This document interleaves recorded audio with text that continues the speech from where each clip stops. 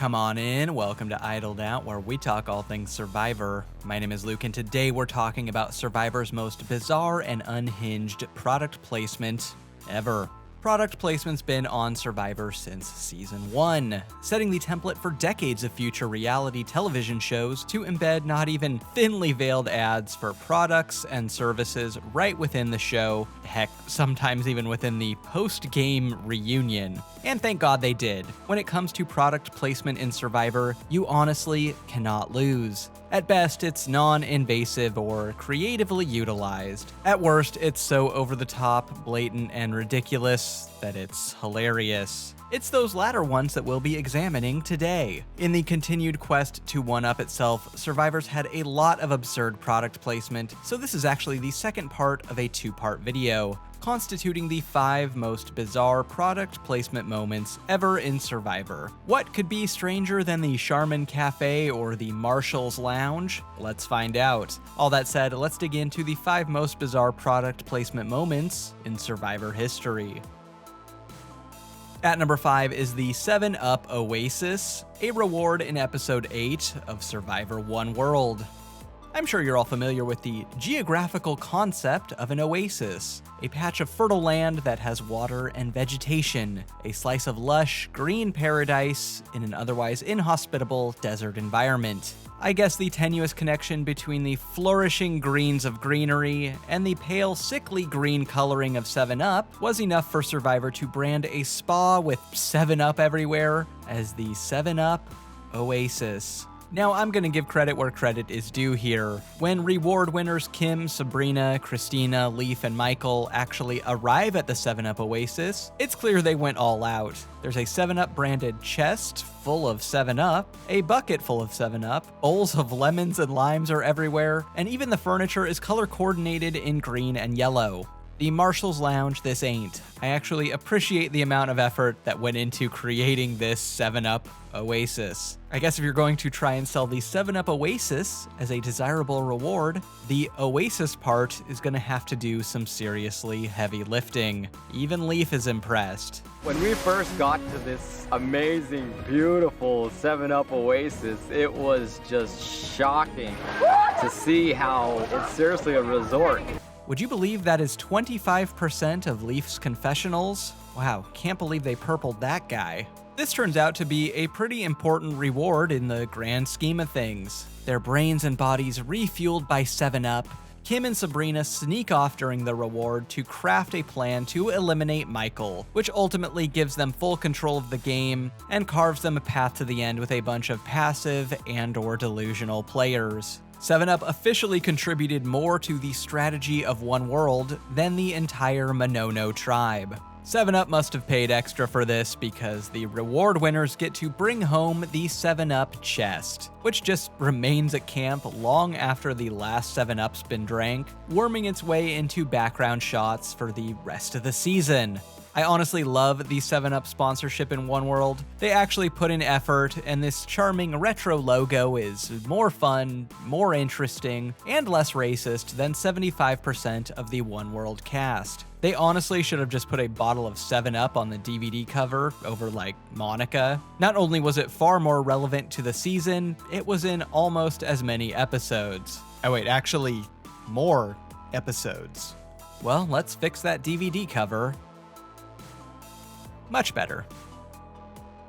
At number 4 is a fridge full of Coca-Cola, a tribal reward in episode 4 of Survivor Amazon. This is a strange one for me, not so much for the product itself, but the manner in which it was delivered. In Season 6, Survivor was still trying to maintain the illusion of players being shipwrecked or stranded in a remote location. That's why most seasons begin with a marooning, and many early challenges center around, like, creating an SOS signal, or fishing, or transporting an injured tribe mate from point A to point B. Everyone knows Survivor is a television show, but the show for many seasons wanted to present itself as an authentic as possible, stranded on an island experience, and challenges and rewards tried to reflect that. So a reward of a fully functional refrigerator is shockingly off-brand for the show at this point in time. Not even Survivor Fiji, where where one camp literally lived in luxury, like that was the whole theme of the season, had a working refrigerator.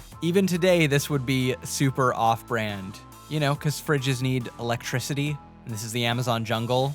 I mean, what did they plug it into? An electric tree? Everyone knows those only grow in Vanuatu. Of course, the fridge is really just a vessel for the real hero, Coca-Cola. Jeff really bends over backwards to sell the idea that Coca-Cola is somehow the major prize here, and not the literal working fridge that the Coke comes in. Even mentioning that there's some vanilla Coke and cherry Coke in the back, as if that's some sort of selling point. What else you got in there? Caffeine-free Diet Coke?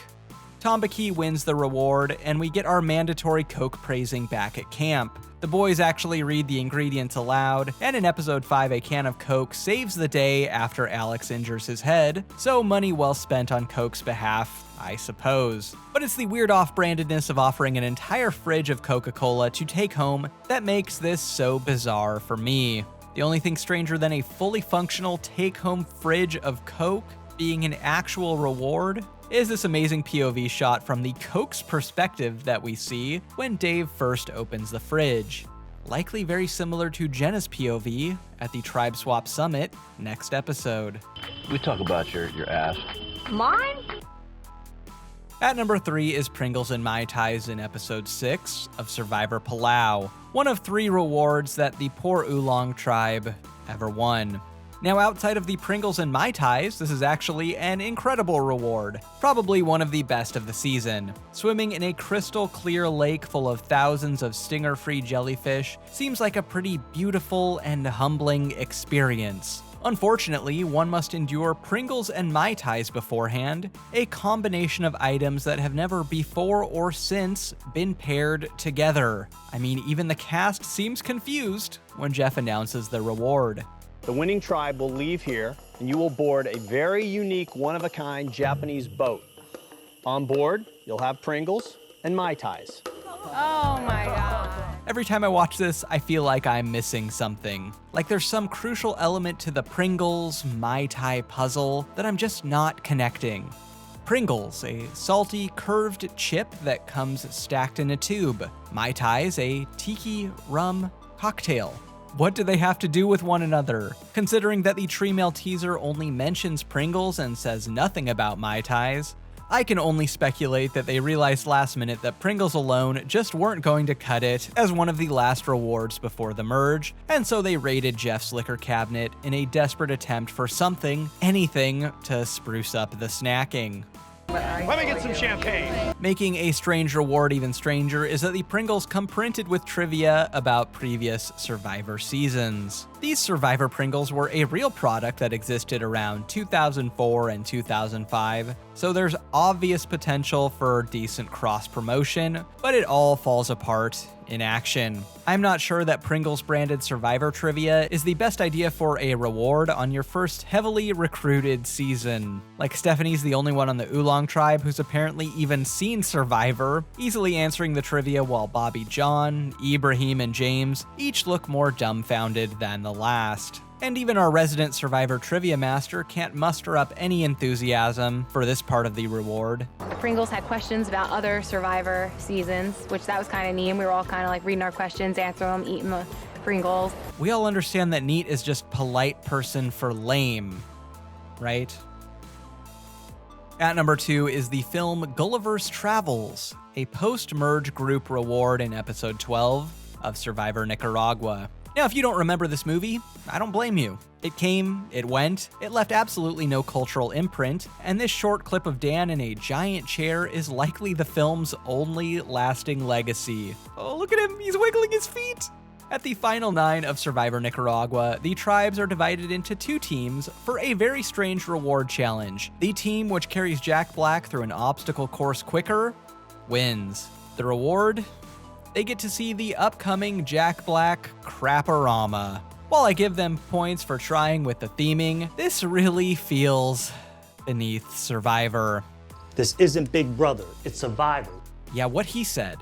This is basically just a Jack Black version of a challenge in Survivor Thailand, where Sukjai and Chuigon also received giant dummies that they also had to run around through an obstacle course with. That challenge even introduced the most likable member of Chewy-gon, Chewy Gal.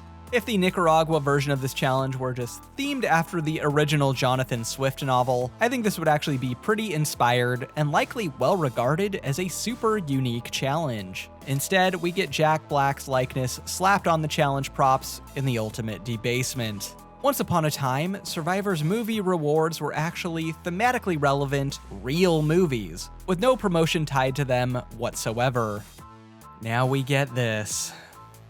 Not to worry, karma got them. This is the episode that Nayanka and Purple Kelly quit, even announcing their intention to leave the game later at this very reward, kind of putting a dark cloud over the whole promotion and rest of the episode. Nevertheless, reward winners Chase, Dan, Benry, and Nayanka politely giggle through the movie, and at Tribal, Benry impressively manages to pinch out a metaphor about how Jack Black farting through the movie, or whatever happens in that, is relative to the oppressive weather, low morale, and impending quits plaguing this tribe, in a reach for screen time that truly must be admired. Yeah, you dug it, Benry? Yeah, it was interesting, very relative to what we're going through. You know, he had to find it in him to overcome a lot of different obstacles, and, you know, it definitely sort of hit home. Really, Benry? You got all that from this? I think Chase actually got the real message of this movie all the way back at the theater. So fat. The most blatant and bizarre product placement on Survivor is for the Adam Sandler movie Jack and Jill, an Episode 7 reward in Survivor South Pacific. Not only is this the literal worst reward in Survivor history, it's also the most bizarre product placement ever. Coach and Albert are all too happy to fake laugh along with the movie and play the product placement screen time game. Rick and Brandon are genuinely entertained by the movie, and I could go either way on Edna, but Sophie looks genuinely livid that she won this reward. Now, I've never seen Jack and Jill, and I never will. But it's very obvious that there is literally no connection, not even a little, between Survivor and Jack and Jill. At least Gulliver's Travels is about an adventure. Jack and Jill is about ad executive Adam Sandler trying to get Al Pacino to star in a Dunkin' Donuts commercial, while his twin sister, also played by Adam Sandler, is obnoxious and gets diarrhea. Wait, that's like seriously the plot of the movie? Before the challenge, Jeff does his best to wring out a weak connection between Survivor and Jack and Jill, saying that they're alike because in the end, Jack and Jill realize they need each other to survive. Much like the survivors, I guess. Upolu wins this reward. It was apparently God's will that they go see Jack and Jill. No, Ozzy, I don't think you understand. You actually don't have to watch this movie. While Sophie hilariously sits stone-faced throughout the reward, the real star of the show is honestly Coach, who actually out-propes Probst in the most obvious display of screen-grabbing bullshittery ever on Survivor. It was good because it was funny, but at the same time, there was a message, and the message was, hey, family comes first. It's a great message for us to be reminded that going into these days to come, it will get tough. It will get to be a point of compromise. But we have to be uncompromisable as a unit. Forget the Amazon jungle story, or I Have, or even his exile trip. This is the greatest, the best, the most defining Coach moment of our time. Shamelessly promoting and fake laughing along to one of the most offensively bad movies of all time in a never-ending quest for screen time. Just like the Noble Samurai did. Got nothing else for ya. If you like me as much as Coach likes screen time, like and subscribe and I'll get you more Survivor content just like this. Until next time, don't get idled out.